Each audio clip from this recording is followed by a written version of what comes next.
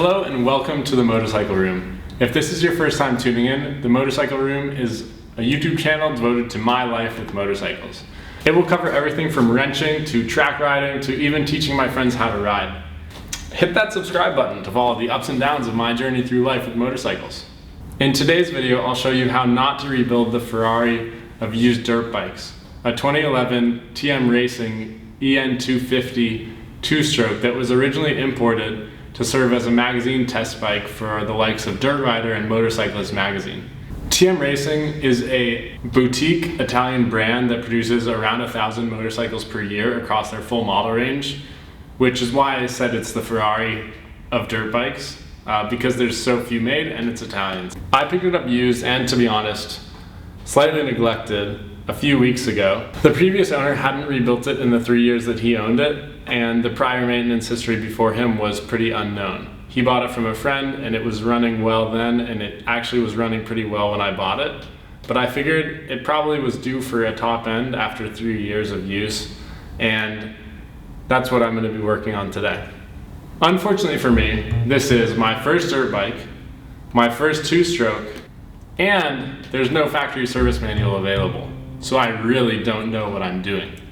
Removing the seat and the tank is pretty easy. It's just held on by these Allen head bolts, which unscrew pretty quick, and then you just lift it all off.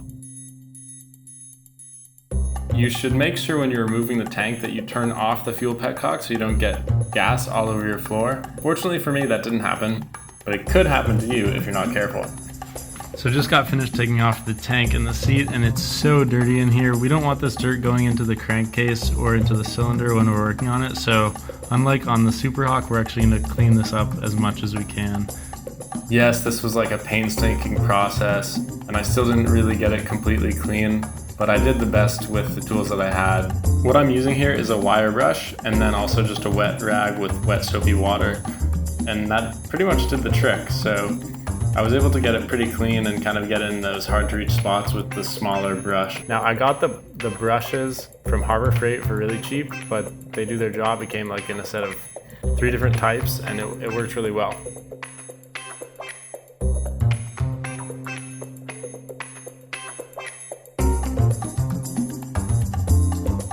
So the next thing you want to do is drain the coolant out, and you need to make sure you lean the bike over to the other side to make sure that all the coolant gets out, because you don't want to open up the head and have actually coolant go from the head down into the crankcase, because it's super hard to get that out, and then also it can accelerate the wear of your bottom end components. Okay, so we have our first problem of this teardown. So I want to get at these bolts. And I have just like a regular wrench here, and it's 14 millimeter, it's the correct size, it fits like that. So I could remove this one, but over here can't fit it, and this also doesn't fit over the top. Like, it just does not fit. Basically what I got at Harbor Freight was a cheap set of socket wrenches. They were like $7 for a whole set, so it's not a big deal if I have to grind this wrench down and use that so that I can get to those head bolts that, I can't fit a normal socket under.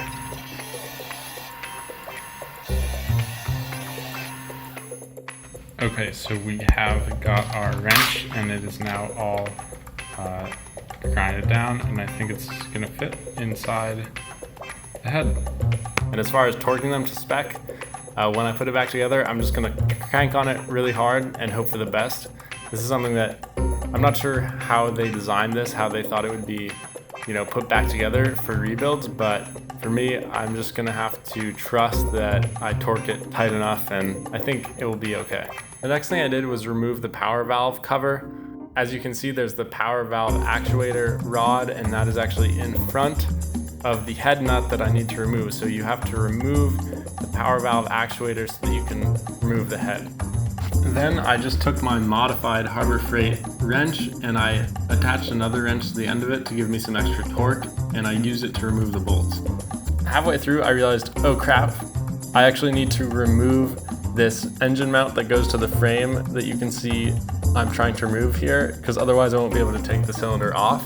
So I did that, and then I removed the rest of the bolts, and I figured out that Oh no, I actually can't remove the cylinder without removing the radiators. So I actually read online that I had to remove the radiators, but I figured I'd try it and see what happens, and obviously it didn't work out well, so I should have followed the advice of the tutorials that I was following, but the tutorials were for a generic dirt bike, and I figured that mine might be different, and I didn't have a factory service manual for it, so I couldn't actually know for sure if I had to remove that stuff.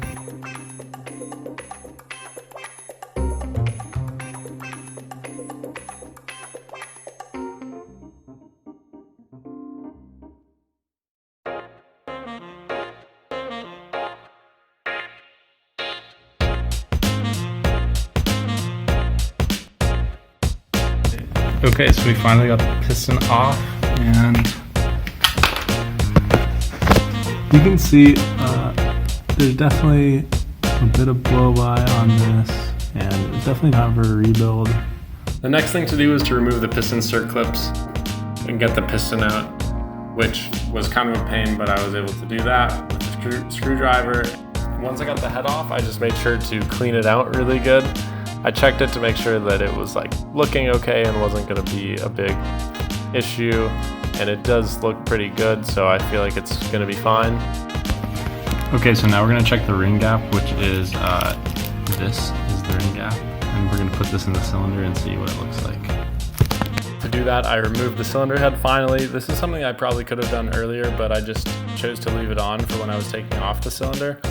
And then I set the ring gap. To do this, you should really look up a tutorial online, but basically what you see me doing here is using a caliper to make sure that the ring is evenly seated in the cylinder, and then I use a feeler gauge to make sure that the ring gap is correct. And if it's not correct, in this case, the ring gap was much too small, I filed it down till it fits correctly. After setting the ring gap correctly, I cleaned up the old gasket surfaces and removed the old gasket so I could apply the new one. I used isopropyl to clean this up because it's just a good general purpose solvent and it evaporates quickly, so I don't have to worry about getting some solvents in the engine that aren't supposed to be there.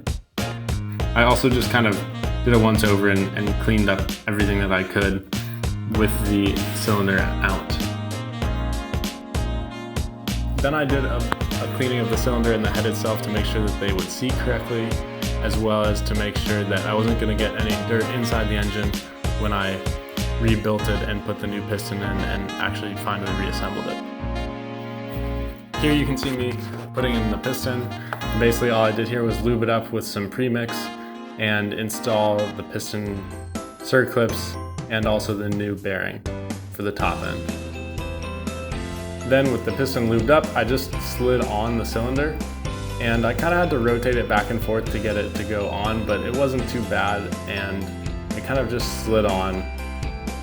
You can see me kind of struggling a little bit with it, but overall it was pretty painless.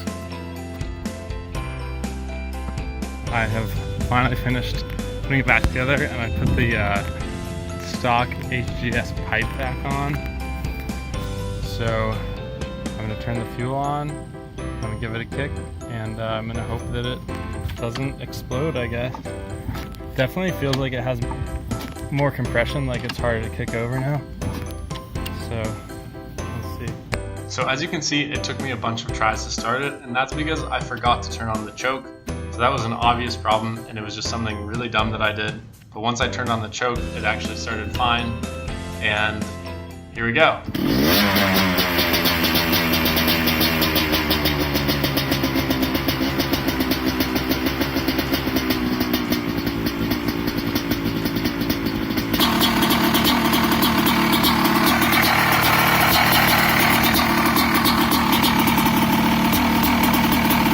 So it felt great to kick it over, have it start up, and not explode or anything like that.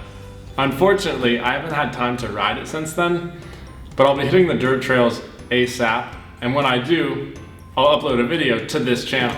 I hope you've enjoyed your time in the motorcycle room as much as I have today, and thank you so much for watching.